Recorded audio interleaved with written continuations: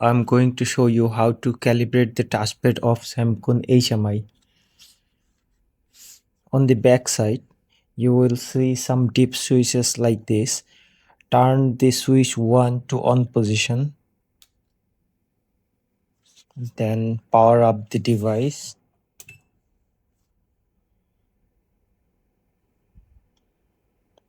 Wait until it boots up.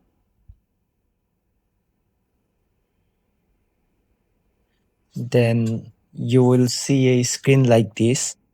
Just touch and release these red points.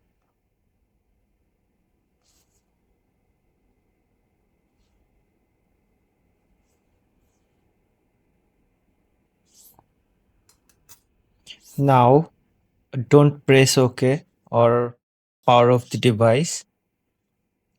Turn the switch 1 to off position again. Then press OK. That's it.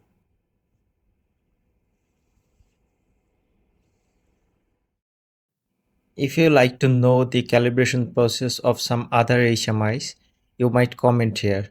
Thank you.